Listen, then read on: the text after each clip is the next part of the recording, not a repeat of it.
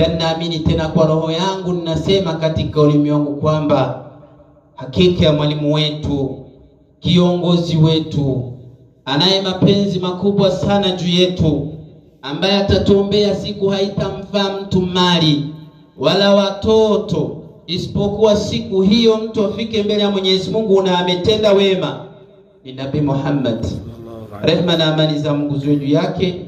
Yeye ni kiumbe kwanza kia Mwenyezi Mungu Subhanahu wa Ta'ala, pia akawa mtume wa Mwenyezi Mungu Subhanahu wa Ta'ala.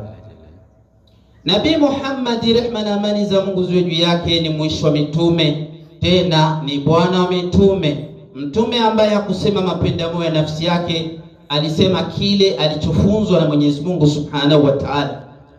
Aliudhiwa miongoni mwa watu wakati alianza kutangaza Uislamu, akawa yeye ni mwenye kuwa na uvumilivu, na alikosa chakula siku moja, siku nyingine akapata, lakini siku aliyokosa nabii hakumkufuru Mwenyezi Mungu Subhanahu wa Ta'ala. Kwa hivyo amani ya Mungu na rehema zake Mwenyezi Mungu zimuendee kwa kiumbe mtukufu Nabii Muhammad, rehema na amani za Mungu ziwe juu yake pamoja na jamaa zake na masahaba wake na Waislamu ambao watafuata mwenendo wake mpaka kiyama kitakapothubutika.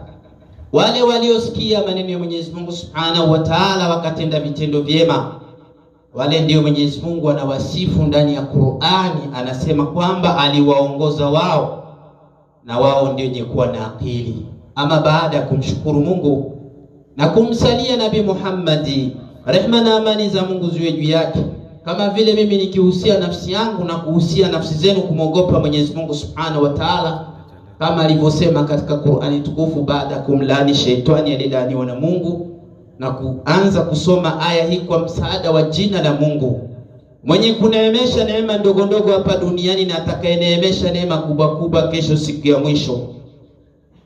Mwenyezi Mungu anasema, hakika yetu tuliiteremsha katika usiku wenye baraka, na sisi ni waonyaji. Ndani ya usiku ule ni wenye kufarikisha kila amri kwa hekima. Amri kutoka kwetu, na sisi ni wenye kutuma. Rehema za Mwenyezi Mungu ziwe kwako we Muhammad sallallahu alaihi wasallam. Hakika Mwenyezi Mungu yeye ni mwenye kusikia na yeye ni mtaalamu. Mwenyezi Mungu ni Bwana wa mbingu na ardhi na vilivyomo. Ikiwa tutakuwa na imani hiyo, hakuna Mwenyezi Mungu apasaye kuabudiwa kwa haki isipokuwa yeye Mwenyezi Mungu, ambaye anapana uzima na anapana kifo. Yeye ni Mola wenu na Bwana wa baba zenu waliotangulia. Amesema kweli Mwenyezi Mungu Subhanahu wa Ta'ala. Ama baada ya kumshukuru Mungu na kumsalia Nabii Muhammad, rehma na amani za Mungu ziwe juu yake, ndugu zangu ni waaminifu Islam, leo tuko tarehe 11 ya mwezi wa 8 wa Kiislamu ambaye inaitwa Shaaban, ambapo tunabaki na siku 19 tunaingia katika mwezi mtukufu wa Ramadhani. Siku 19 tu tunafunga Ramadhani. Tuko mwaka wa 1447 tangu ilipoanza kalenda ya Kiislamu, na maudhui ya Ijumaa iliyopita tulizungumza kuhusu mwezi mtukufu wa Shaabani, fadhila zake, kwamba Nabii Muhammad sallallahu alaihi wasallam alikuwa anapenda kufunga sana Shaaban, kwa sababu ndani ya mwezi wa Shaaban ndio inapandishwa amali za mja kwa Mwenyezi Mungu Subhanahu wa Ta'ala, na ndio inaandikwa inapandishwa mema na mabaya aliyoyafanya katika mwezi mtukufu wa Shaaban. Na Mtume akasema naye alipendelea amali yake ipande na yeye iko ndani ya saumu. Maudhui yetu ya leo tazungumza kuhusu nisfi min Shaaban, siku ya 15 ama nusu ya siku ya Shaaban, yani usiku, ile fadhila za usiku wa kukata Shaabani, yani katikati ya mwezi mtukufu wa Shaaban. Na katikati ya mwezi mtukufu wa Shaabani itakuwa katika wiki itakayokuja, na hutuba hii tunaianza leo kwa sababu siku ya Ijumaa itakayokuja tutakuwa tumeisha iacha fadhila za hiyo siku karibu siku 2 ama 3. Na ndio maana kila muda ambao tunakuta maudhu ambayo itapatikana katikati ya wiki kabla ya Ijumaa, lazima tuizungumze Ijumaa ambayo iko ya mwanzo, kwa sababu kama tutazungumza fadhila hizi kwa Ijumaa itakayokuja, watu hawataifaidika, itakuwa siku hiyo imepita, tutakuwa tumeisha iacha. Kwa sababu leo tuko siku 11 na tarehe 14 kuamkia tarehe 15 ndio siku ya hiyo siku ambayo inaitwa Kasmatu Rizqi, ambayo ni nusu ya mwezi wa Shaaban. Sasa itakuwa katika wiki ijayo, leo 11, kesho itakuwa 12, siku ya Jumapili itakuwa 13, siku ya Jumatatu itakuwa siku 14, siku ya Jumatano yani mardi ndio kuamkia hiyo siku itakuwa siku 15, lakini siku ya lendi ile siku ya kwanza kuamkia siku ya pili usiku wake ndio itakuwa min nisfi Shaaban, ndio itakuwa katika usiku wa nusu ya mwezi mtukufu wa Shaaban. Ndio fadhila za hiyo siku tunazizungumzia leo. Mwenyezi Mungu Subhanahu wa Ta'ala anazungumza kwamba inna anzalnahu fi lailati mubaraka. Mwenyezi Mungu anazungumza kwamba aliteremsha ndani ya usiku wenye baraka. Lakini hii aya tukisikia na watafsiri wengine wanazungumza kwamba ni Lailatul Qadri. Lakini Lailatul Qadri ayo Mwenyezi Mungu anaizungumzia tu kabisa, inna anzalnahu fi Lailatul Qadri. Hakika Mwenyezi Mungu anasema aliteremsha Qur'ani katika usiku wa Lailatul Qadri. Wama adraka ma Lailatul Qadri. Mungu alimuuliza Nabii Muhammad, unaijua ile siku yenye heshima? Lakini mtume alisema hajui, lakini tafsiri zinakwenda kwa sababu haiko mada ya Lailatul Qadri tu katika mada ya nisfi min Shaaban. Alafu baada ya kusikia hii habari, Mungu anasema fiya yufaraku kullu amrin hakim. Ndani ya ule usiku inatenganishwa amri zote ambazo zimehukumiwa kwa haki. Ndio hii kitu kitakuja katika, yani hii aya inakuja hapa ndio inakuja kuleta maana sasa ya hiyo siku kufuatana na hadithi ya Mtume Muhammad sallallahu alaihi wasallam, kwa sababu Mtume ataizungumzia sana hii siku ambayo ni nisfi min Shaaban. Lakini Mwenyezi Mungu anaonyesha kwamba amri min indina, ni amri kutoka kwake Mwenyezi Mungu Subhanahu wa Ta'ala. Kuna mursalin, yeye Mwenyezi Mungu ndo anawatuma wa mtume. Mwenyezi Mungu ndo anatuma risala zote ama habari zote, Mwenyezi Mungu ndo mwenye kuzituma. Yeye Mwenyezi Mungu ni mwenye, anasema rahmatan min rabbika. Hii rehma ni za Mwenyezi Mungu ambayo Mungu anaeleza kwamba iko namwambia Nabii Muhammad sallallahu alaihi wasallam kwamba rehma hizi ni za Mwenyezi Mungu Subhanahu wa Ta'ala.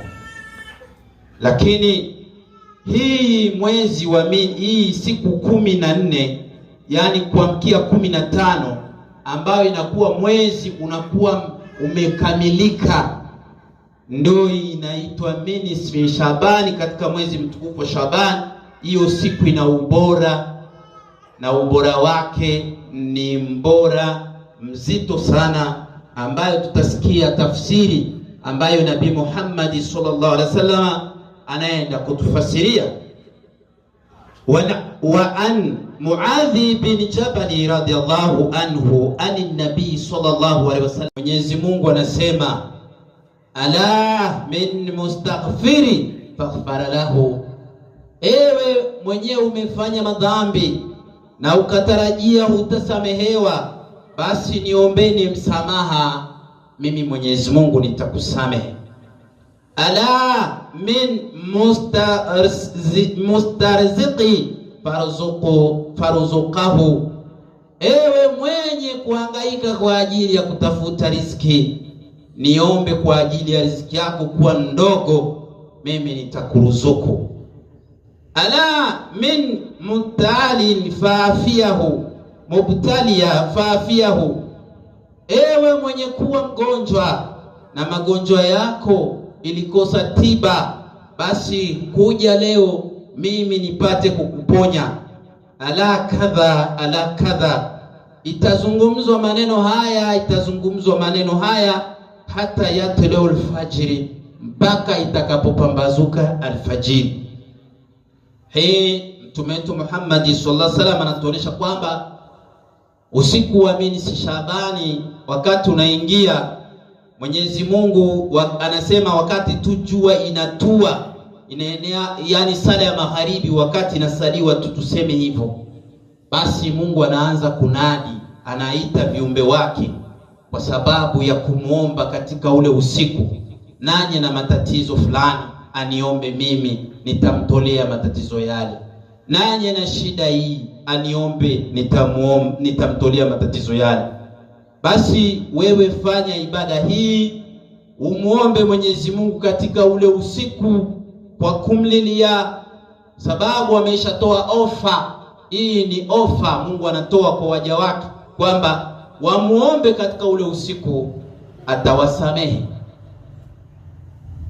Ana Aisha radhiyallahu anha anna Rasulullah sallallahu alaihi wasallam qala, na hadithi imepokelewa na Aisha mke wa Mtume Muhammad, rehma na amani za Mungu ziwe juu yake, uradhi wa Mungu mfikirie, alisema anna Rasulullah sallallahu alaihi wasallam qala, hakika ya Mtume Muhammad, rehma na amani za Mungu ziwe juu yake, alisema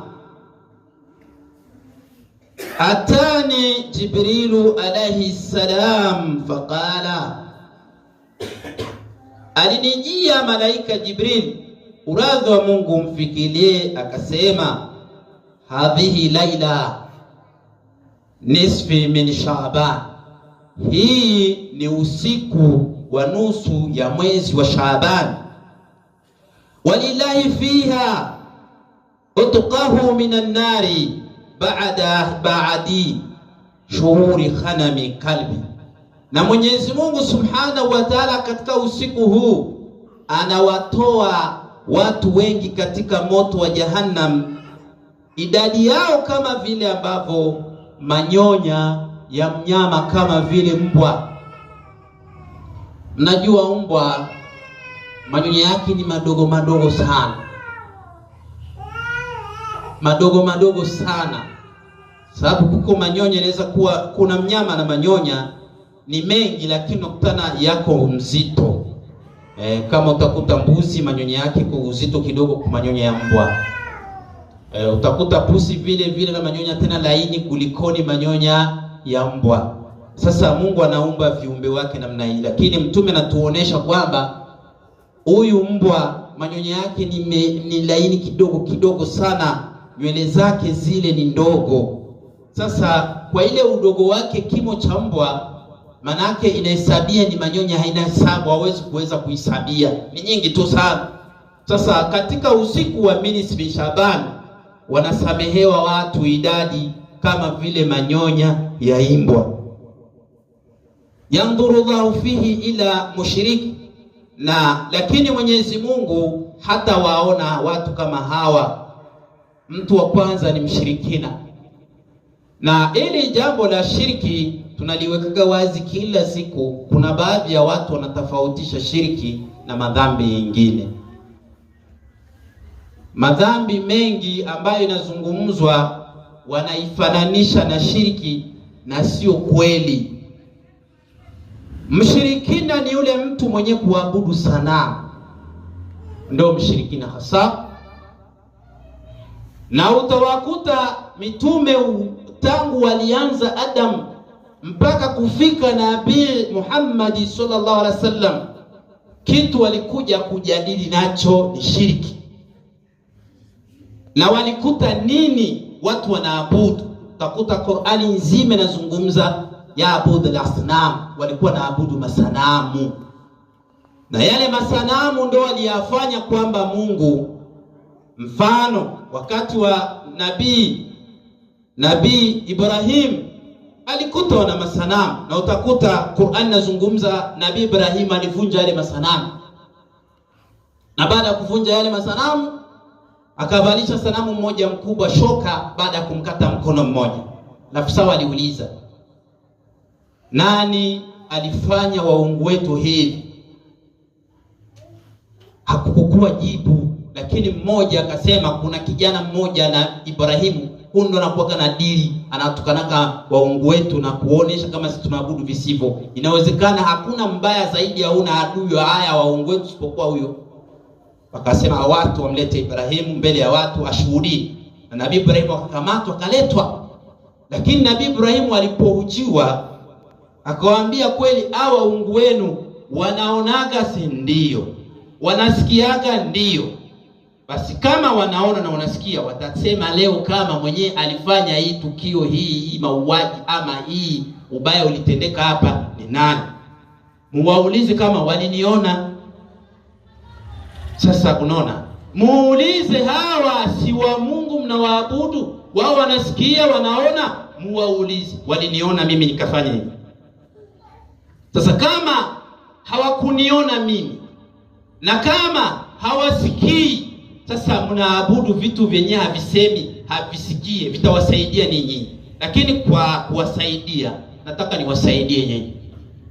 Mimi naona kwa akili yangu ya haraka sana, najua kwamba hawa ni waungu wengi wanaabudiwa. Sasa huyu mkubwa ambaye anashoka aliona wivu kuabudiwa na wenzake au watoto hao.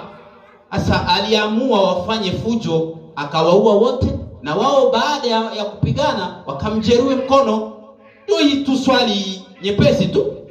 Sasa unaona Ibrahimu kwa kuona kama anajua kwamba sanamu haitashuhudia, haitafanya nini, akawacheza naye kitu kama hicho. Na kikawa namna hii. Na hiki kitu kikakuwa baadhi ya watu wakasema ni kweli Nabii Ibrahimu anazungumza kweli. Hivi vitu haviongii na havisemi, havisikii. Tunaviabudu kwa nini?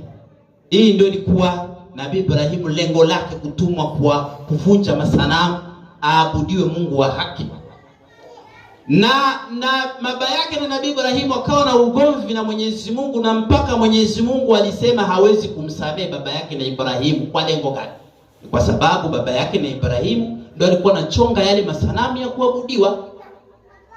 Yeye ndio alikuwa anaitengeneza ya kuabudiwa. Hii ndio kitu kibaya katika maisha. Na ndio ushirikina huyo hasa.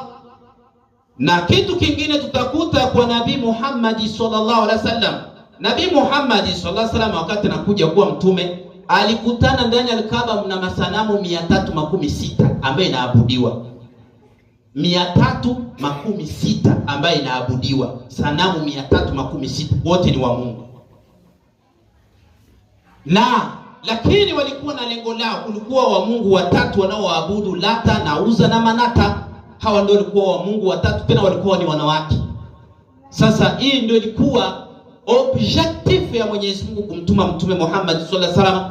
Na wakati wamekamata Maka, Ali bin Abi Talib radhiallahu anhu ndio alienda kuvunja masanamu yale ndani ya Kaaba na kuyatoa. Hii ilikuwa ndo namna hii. Sasa ushirikina ni kuabudu kisichokuwa Allah, ama utegemee kitu hakiko Mwenyezi Mungu. Lakini tutaleta mifano tofauti. Ambao watu wana confusion, wana confondre katika maisha yao. Mtu anaugua, baada ya kuumwa anajua dawa itamsaidia kumponesha, na moja kwa moja anakimbilia hospitali. Daktari anampa vidonge, anampa Panado, anampa sijui aspirin, anampa sijui nini, anakunwa. na huyu mtu akapona, atajua kwamba dawa ndio inamponesha, lakini sivyo ilivyo. Dawa ni sababu, lakini mganga ni Mungu. Sasa lakini tumuite yule mtu anayekunywa anategemea dawa ni mshirikina? Sivyo ilivyo, kwa sababu kuna vitu ambavyo Mwenyezi Mungu ameviumba vinahuiana, vinaenda vinasaidiana. Kuna ugonjwa na afya, ni bibi na bwana, lazima wataishi pamoja kwa kugombozana katika maisha. Leo utakuwa mzima na afya nzuri, kesho utaumwa. Sasa wakati utaumwa utafanya nini? Lazima utafute dawa, na wakati utakunywa dawa itakusaidia kwa hiyo shida ambayo ilikuwa inakukabili. Haujafanya shiriki kukunywa dawa, hapana, kwa sababu itakurudishia uzima wako. Una njaa na shibe. Shibe ni kitu ambacho kipo na njaa ipo. Ni vile vile tunazungumza bibi na bwana. Ukawa na njaa, lazima utatafuta chakula, na ukila unashiba, moja kwa moja utakuwa umepona. Sasa hiyo chakula utaiamini kwamba ni Mungu wako? Hapana, Mungu alikuumba, anajua utakula. Na utaangalia tukarudi nyuma. Watu wengi katika maisha hii wanapata tabu, na huko wanakuwa kumkufuru Mungu kwa sababu ya njaa tu. Kwa sababu mtu akakosa namna ya kupata chakula, atakuwa na maisha moja ya kwenda na omba, na atakuwa muombaji, itamfikia muda ambao atakuwa anafanya anasema hata uongo kwa ajili ya kule tu. Kuna mtu atakuwa ni escrow kwa sababu ya apate namna kukula tu. Hana kazi, lakini inabidi akule ile siku, inabidi aseme uongo, aanze kudanganya watu, na huko waibie mali zao kwa sababu ya uongo huu. Unaona? Hii ni habari ya njaa. Sasa hii njaa hii akakuja kama vile Namrudi alipofanya. Namrudi alipiga watu embargo katika nchi yake, akakamata watu wote walime wabebe ndani ya stoa. Chakula ilikuwa endwa na igawa. Ukakataa kufata sheria yake na kupiga malipizi, hautakula, hakuna kupata chakula. Na hata hiki nimfikia Nabii Ibrahim, wakati waliwaima chakula, Nabii Ibrahim alirudia, na ndio pale aliona muujiza mkubwa wa Mwenyezi Mungu. Nabii Ibrahim alirudi, yani baada na Namrudi kuona kwamba hawezi wapatia chakula kwa sababu watu wanakataa kumwabudu yeye na wanampinga, lazima wasipate chakula. Lakini hiyo njaa Nabii Ibrahim alirudi, lakini ilifika wakati akakuja kushangaa anapata samaki ndani ya kikapu chake, na samaki hii haijui ilitokea wapi. Ilikuwa ni Mungu alitaka tu kumuonesha kwamba yeye ndio mwenye uwezo na Mungu ndio anapaswa kuabudiwa. Hakuna mwanadamu anaweza kuweka yani uwezo kama ule ambao unazungumziwa wa Mungu. Hii ni kitu ambacho shiriki ndio hiyo tuko tunaizungumza kwa uchache, kwa sababu watu wengi wanafanya confuse ya vitu kama hivi. Anakuambia unategemea kiumbe. Kutegemea kiumbe, mfano kuna watu anaweza kuwa na kitu fulani anakitegemea, lakini turudi katika maisha ya kawaida. Watu wakati wanapata baridi watavaa nini kwa sababu waishi vizuri? Nadhani kila mtu atakuwa na koti yake ya baridi kwa sababu wasipate shida. Hasa wale watu wako Canada leo, wako ndani ya ile iniferi, ile maneje inateremka. Ukiingia mwa hiyo kitu utakufa. Sasa utegemee nini? Inabidi kuvaa nguo ambayo itakustiri, unavaa gown mpaka shorts mpaka viatu vya ajabu. Kwa sababu ya nini? Kwa sababu wasihadhiriki na hiyo neje. Watakufa, itawauguza, na wengine watakufa tu kwa sababu ile theluji, ile baridi ni ya mingi sana.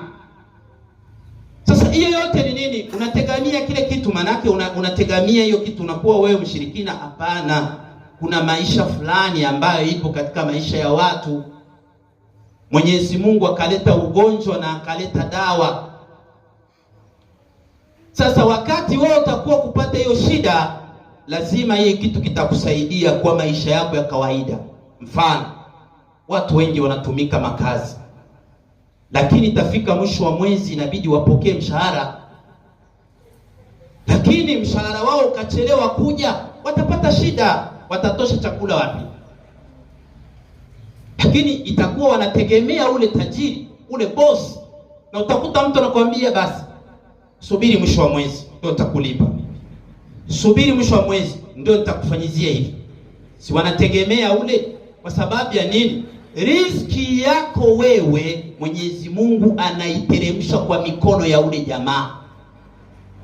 Mungu hataiteremsha kama vile ambavyo salwa wal mana, vile Waisraeli waliteremshiwa mana na kwale, hapana.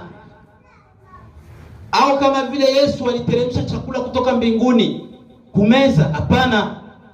Watu wengine riziki zao zinapewa kwa watu wengine, alafu ule mtu mwenyewe iko na riziki yako, sasa inabidi yeye atakupe hiyo riziki kufuatana na hali ambayo Mwenyezi Mungu aliipenda.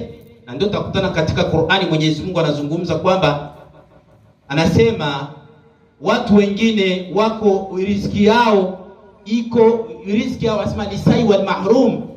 Huko mtu anapewa riziki, lakini wale wenye kuomba na wale wasiojiweza, inabidi ujue kwamba mshahara unaopata kila siku uko ndani fungu ya watu wengine ambao we hujui, mfano wa maskini, mfano wa mayatima, mfano yani waveve. Hawa wote ni watu ambao utaangalia. Hata mashehe hawa, tunasikia shehe anazungumza mimbari, inabidi apate fungu yake katika watu wengine.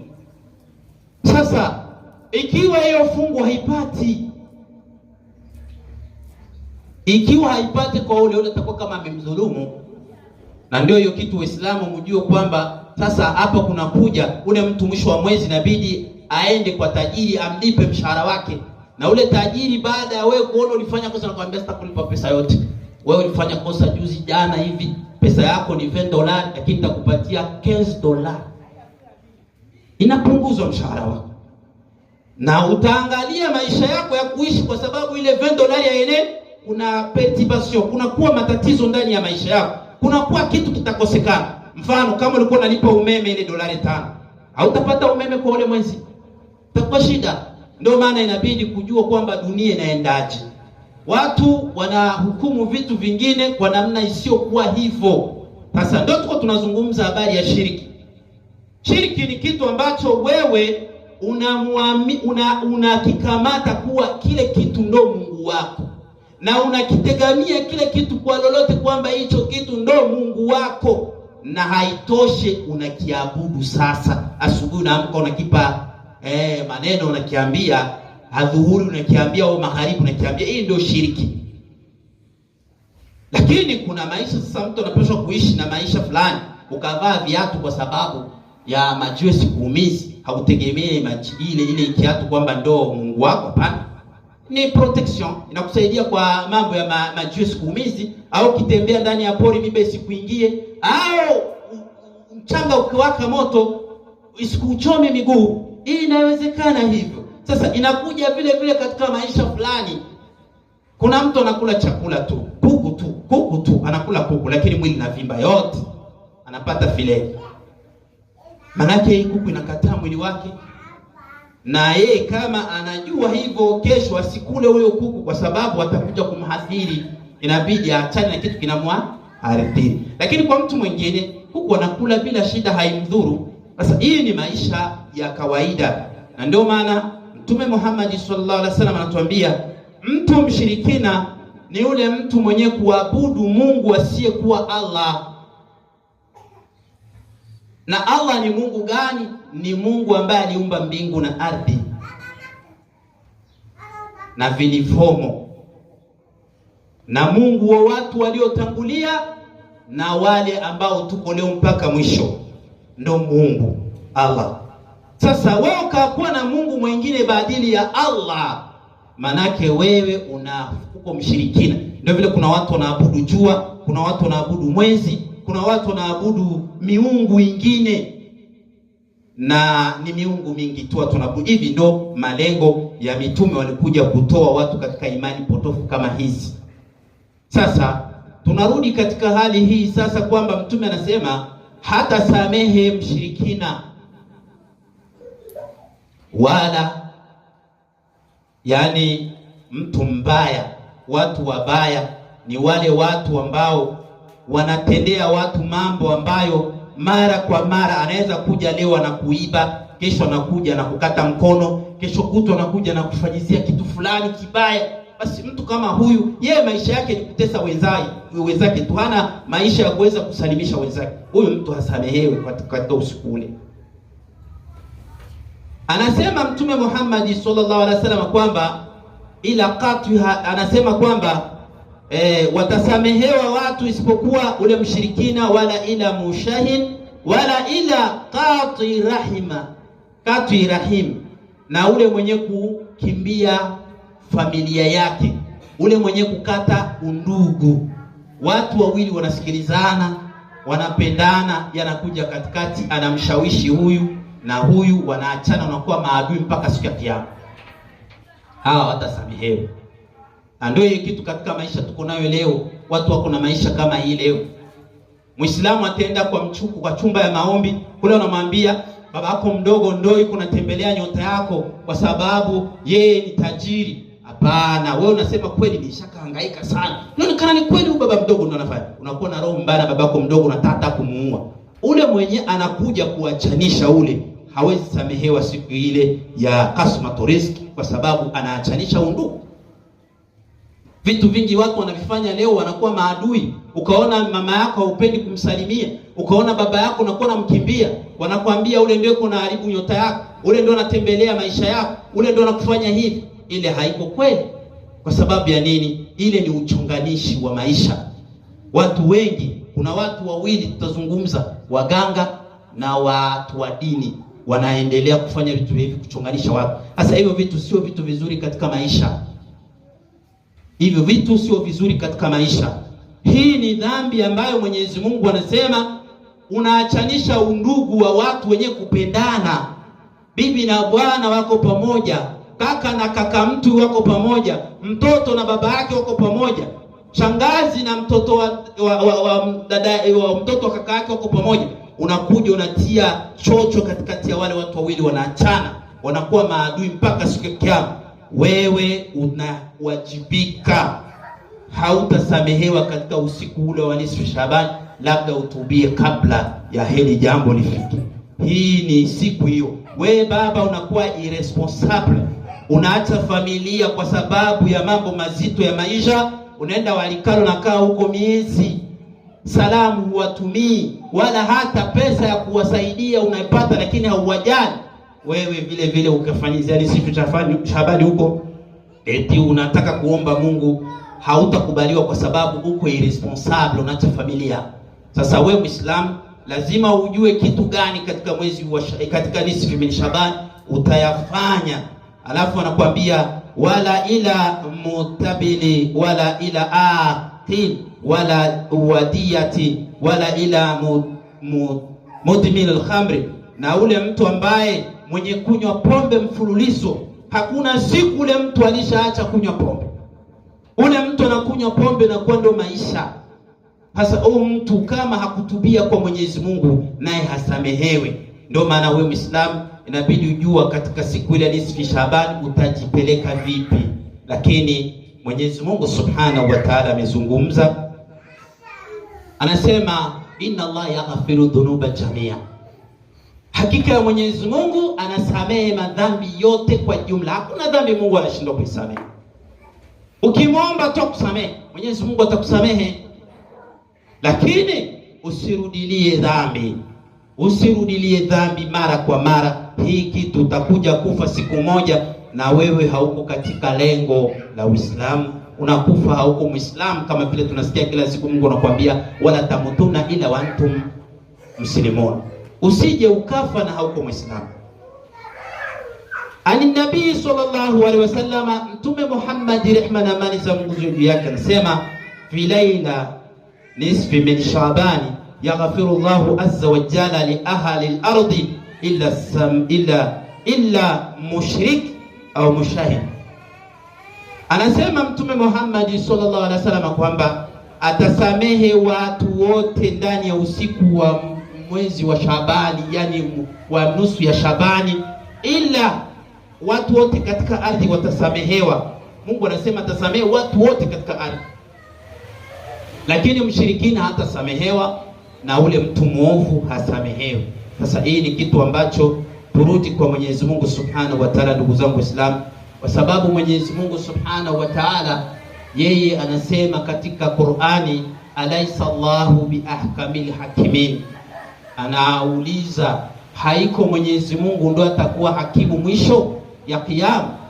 Bala, inasemekana ndiyo, Mwenyezi Mungu ndo atahukumu. Yaghfiru liman yasha wa yuadhibu man yasha. Mungu atamsamehe amtakaye na atamuadhibu amtakaye.